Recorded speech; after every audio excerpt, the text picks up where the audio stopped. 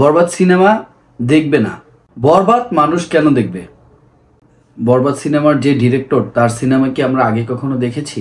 বরবাদ সিনেমার ডিরেক্টরকে আমরা আগে কখনো সিনেমা নির্মাণ করতে দেখিনি। কেমন হতে চলেছে এবারের ঈদ উল ফিতরের সিনেমাগুলো?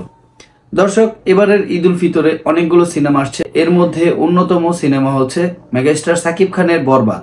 বরবাদের পাশাপাশি আরও যে সকল সিনেমা মুক্তি পাবে সেগুলোর মধ্যে হচ্ছে আরফিন শুভর নীলচক্র, আরফান নিশোর দাগি, সিয়াম আহমদের জঙ্গলি, এছাড়াও রয়েছে মোশাররফ করিমের চক্কর। তো দর্শক, এই সিনেমাগুলোর মধ্যে আমি আজকে যেটা নিয়ে আলোচনা করতে চাচ্ছি এটা হচ্ছে বরবাদ। বরবাদের ডিরেক্টর মেহেদী হাসান হৃদয়, ইনি আগে কিন্তু কোনো সিনেমা মেকিং করে নাই।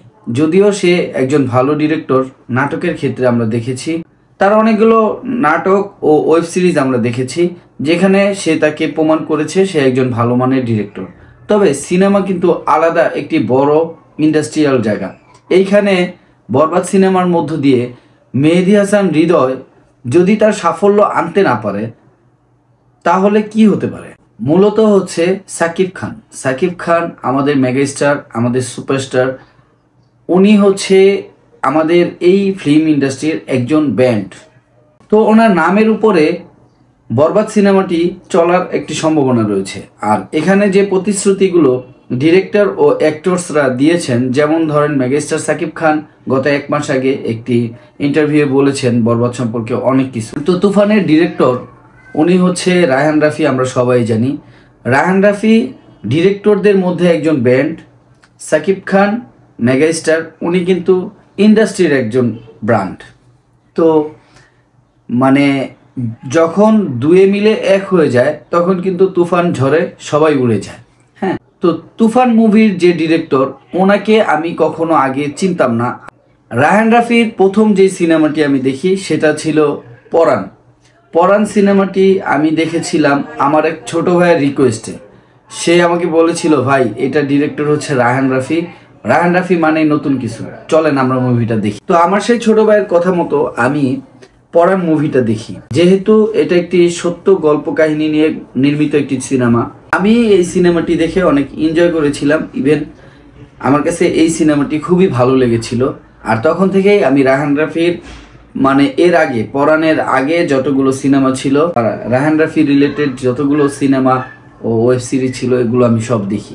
তখন আমার কাছে মনে হয়েছে যে হ্যাঁ, মানে পার্শ্ববর্তী দেশ বা হলিউডে বলেন বলিউডে বলেন, ওই টাইপের নির্মাতা আমাদের দেশেও আছে।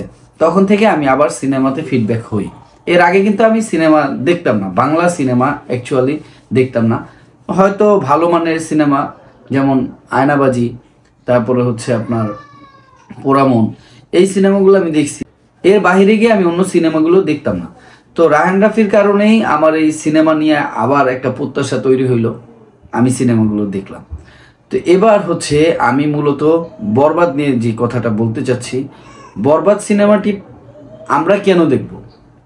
আমরা দেখব হচ্ছে যারা সাকিবিয়ান আছি, সাকিব খানের জন্য, মেগাস্টার সাকিব খানের জন্য আমরা বরবাদ সিনেমাটি দেখব। কিন্তু এইখানে যদি আপনার যে গল্পের যে স্ক্রিপ্ট বা টাইটেল যে থিম, অ্যাক্টিং স্কিল, তো এটা আমাদের যে কোনো সিনেমাতে মেগাস্টার যেখানে থাকে আমরা তার দিকেই ফোকাসটা বেশি রাখি, আর তার থেকে নিংড়ানো অভিনয়টা আমরা পাই। কিন্তু অন্য আদার্স যারা অ্যাক্টরসরা থাকেন তাদের কাছে অনেক সময় অনেকের কাছ থেকে আমরা অনেক কিছু পাই না, মনে হয় একটা গ্যাপ। বরবাদ সিনেমাটা যেহেতু অনেক বড় মাপের একটি সিনেমা, অনেক বড় বাজেটের একটি সিনেমা, আর তরুণ নির্মাতা উনি প্রথম একটি সিনেমা নির্মাণ করছেন, মেহেদী হাসান হৃদয়। সব কিছু যদি ঠিকঠাক না থাকে তাহলে কিন্তু আমাদের দেশের যে মেগা স্টার উনি কিন্তু একজন, আমাদের দেশে কিন্তু অ্যাভেলেবেল স্টার নাই। তো ওনার ক্যারিয়ারের জন্য এটা কিন্তু একটি রিস্ক হতে যাচ্ছে। আর তার চেয়ে বড় বিষয় হচ্ছে মেহেদী হাসান হৃদয় যদি এই সিনেমার মাধ্যমে নিজেকে প্রুভ করতে না পারে তাহলে কিন্তু হৃদয় এখানেই ফুল স্টপ।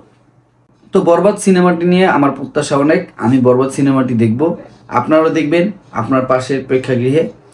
আসছে ঈদ উল ফিতরে, আমরা সবাই বরবাদময় ভালোবাসা দেখতে চাই। তো এই প্রত্যাশা নিয়ে এখানে আজকের মতো শেষ করছি।